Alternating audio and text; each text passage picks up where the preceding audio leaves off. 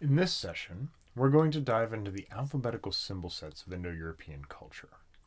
This video answers question 4 of Magic for Priests in the ADF Clergy Training Program, as well as question 9 in the Initiate Magical Theory and Techniques 1 in the Initiate Program, and question 4 in Magical Techniques 1 in the Magician's Guild Study Program, as it stands at this recording. Those question prompts are: discuss the place of alphabetic symbolism as part of the symbolism of magical practice within one Indo-European culture.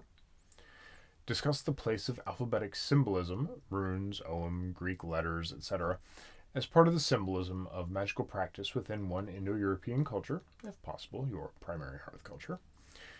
Discuss the place of alphabetic symbolism, runes, Ogham, Greek letters, etc., as part of the symbolism of your magical practice within one Indo-European culture. Examine how this symbolism will be used in your own magical practice beyond divination. Letters are a basic symbolic unit of an alphabet, and for as long as there have been alphabets, there have been magical uses for the letters. It's hard for us to remember, but those of us with kids and those of us who teach can sometimes see the magic inherent in the learning of literacy. The sense of wonder and power that is drawn from the page, and the ability to create new things with letters is itself truly magical. The application of symbols in alphabets to magical purposes is remarkably easy to understand as you watch someone learn how to create with those symbols. It's important to note, however, that not every culture will have alphabetical symbols that factor into their magic. Some do not even have alphabets. The Sanskrit of the Vedas is currently written in Devanagari and Abeceda, which is descended from the Brahmanic scripts and technically an alphasyllabary instead of an alphabet. Additionally, because the Vedas and their magical religious formulae are primarily memorized texts that are never written down until after the Vedic period, there are no alphabetical symbols until later texts begin to arrive that were passed down in writing. Similarly, Mycenaean Greek, also known as Linear B, is a syllabic script, not an alphabetical one, relying on symbols and mores to create words. This question is, thus, not going to apply to all Indo-European cultures or magical traditions, so let's not make the error of assuming it will. But that's okay. What we're asking you to do is dive into how these letters and symbols are used in magic. Whether they form complete words, partial words, or nonsensical, barbarous names doesn't matter. What does matter is that for a number of cultures across the Indo-European world, magic, language, and alphabets connect. And we want you to understand the place of these alphabets in the broader scheme of magical work within these cultures. The Magician's Guild Study Program is also asking you to think about how you will use the symbolism in your own practice. So to that end, we'll talk a little bit about practical applications as well. The obvious place to start is where most people start with magical alphabets in the Indo-European world, the Norse Runes. With several distinct alphabets, generally bounded by time and geography, the runes cover a large swath of the Germanic-speaking world. The runes are, of course, alphabets, called a futhark or futhork, depending on the first letters, and each letter can be associated with a word, and each word with a poetic meaning. There are standard rune poems out there, but I would be surprised if those standard poems were the only poems and words associated with each letter. Runes, we know, were used for practical purposes. Merchants wrote price tags on them, and phrases like Thorson was here are the most common inscriptions that we have. But there are intersections of nonsense and secrecy that can only be rationally explained by suggesting that these symbols were used in magic as well. When we find a complete alphabet, or words that don't fit the context of where they were found, or words or letters that repeat over and over, the most logical assumption sometimes is that they are magical formulae. The word alu, meaning ale, often appears as a magical formula.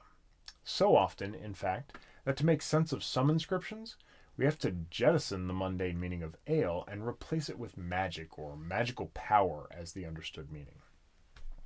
The most common modern runic divination practice is the casting of lots, or sortilege, which is described by Tacitus in his Germania. They hold the casting of lots for omens in the highest regard, he says. Then describes the carving of symbols onto strips of wood from fruit-bearing trees, casting them onto a white cloth. The priest picks up 3 of the strips and reads the meanings of the symbols carved onto them. Whether Tacitus had any first-hand knowledge of this practice, it's hard to say, but his description of how symbols were cast in the Rhine Valley in roughly the 1st century is invaluable to the development of modern practices that seek to reimagine ancient ones. Sigils and magical staves are another place where we see letters and their esoteric meanings come into play. The sign for the Helm of Awe is typically represented with 4 to 8 Norse runes radiating from a central point.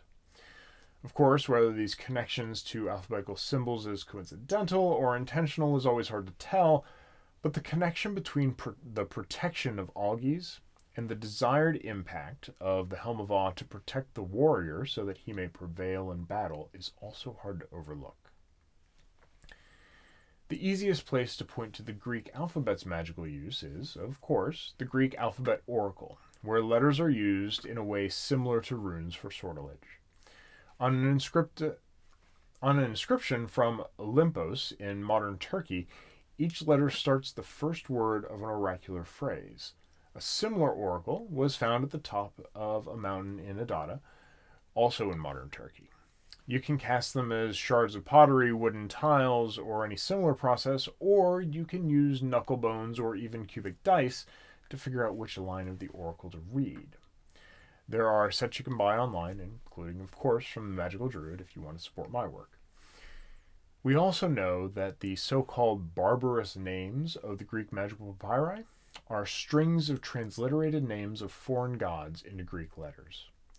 Because Greek letters could hold the pronunciation of names better than other writing systems, they became the carriers of magical tradition, which we'll come back to in a moment. Fascinatingly, and we will talk about native Celtic format shortly, Caesar indicates that the Gaulish Celts used the Greek alphabets as a purely non-sacred alphabet, and that they used it for all things public and private, but nothing religious, because it prevented them from desacralizing sacred knowledge by making it commonly available. This doesn't mean that the Greek alphabet was never used for divination or magic in the Celtic world, but rather that it filled a different niche, generally. We see a slightly different shift in early Coptic Christian magic. The corpus of magical spells that we have from early Christendom in Egypt makes heavy use of the Greek alphabet as part of the alphabet for religious and magical use, allowing us to understand the pronunciation of those early texts. The likely reason for Old Coptic to use Greek and Demotic alphabets directly was to ensure that pronunciations could be preserved in written works. So in Hellenized Egypt, the Greek alphabet became central to a non-Indo-European language's magic, religious, and sacred writing. Turning our attention back to the north of Europe, the Ogham developed late in Ireland, just at the end of pagan Ireland, and are a bit younger than the runes.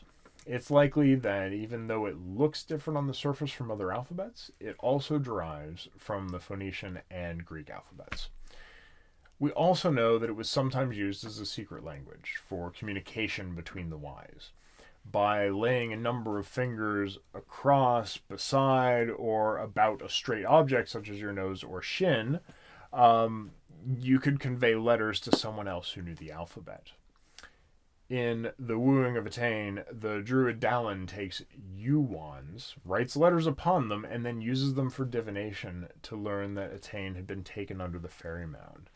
This particular portion of the story comes from the Egerton 1782 manuscript, recension 3 of the destruction of Dodurga's hostel, which is part of the Book of the Dun Cow and written about 400 years after the Yellow Book of Lecan. Its late inclusion makes it slightly suspect, but there's no strong reason to discount it as a possible divinatory process drawn from other sources. Perhaps this is an alphabetical sortilege like we know of with the runes, or perhaps the Ogham are carved into a particular form or order. But either way, it provides a somewhat concrete example of carving the letters for magical purposes. The Fish Fin, or Finn's Window, is another option for divination, and one of my favorites. In this, the Ogham are aligned on concentric rings, with the forfetta arranged around at the quarters. There are many theories about this arrangement, and it may just be that it looks really nice and that it flows well. My favorite theory is that the concentric circles are like the rafters inside an ancient Celtic roundhouse, and the hole at the center is like the smoke hole. If you were to lie on your back at night and gaze out at the cosmos through the smoke hole, with this perfect arrangement of magical letters surrounding your vision eye, you might see the cosmos as it chooses to reveal itself to you. I think of it as a focusing device, and I occasionally use it in trance to gaze through.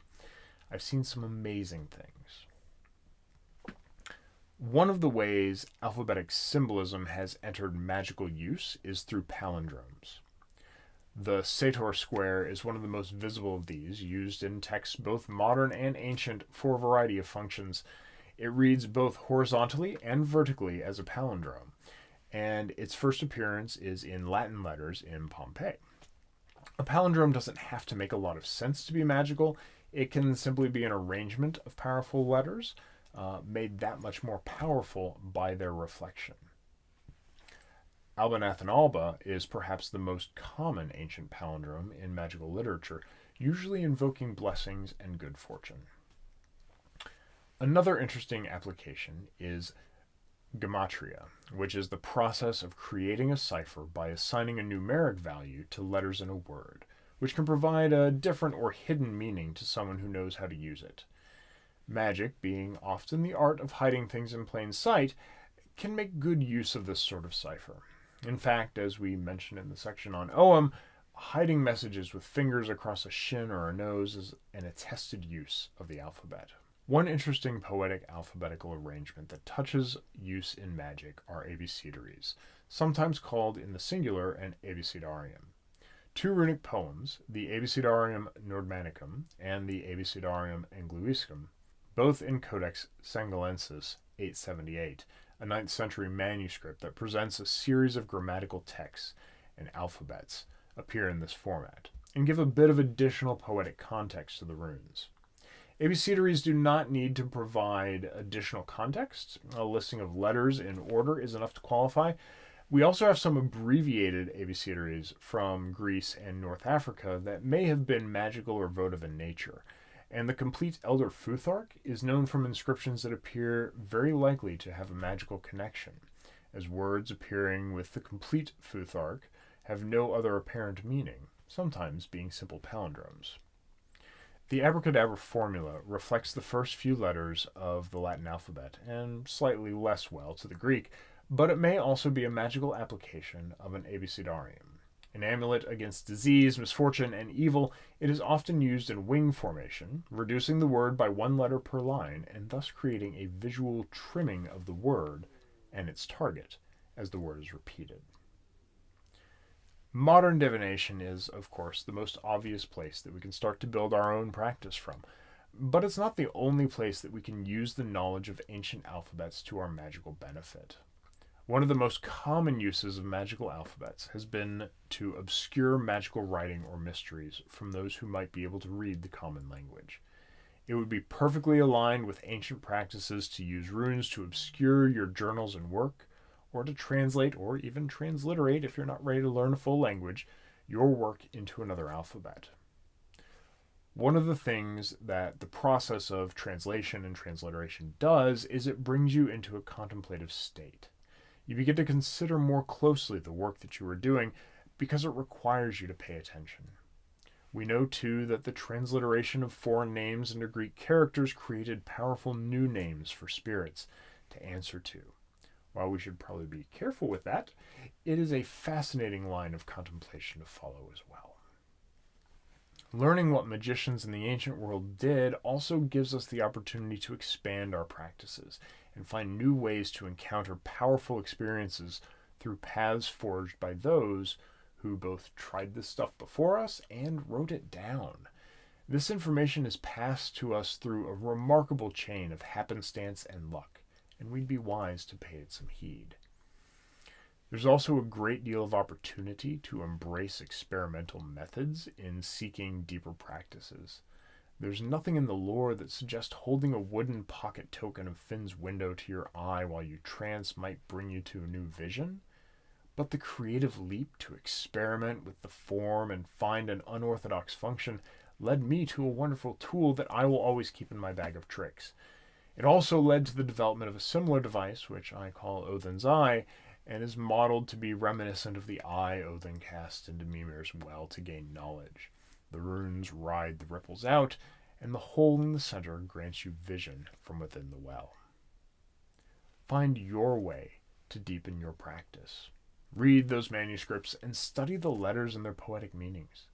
You might be surprised what you find yourself.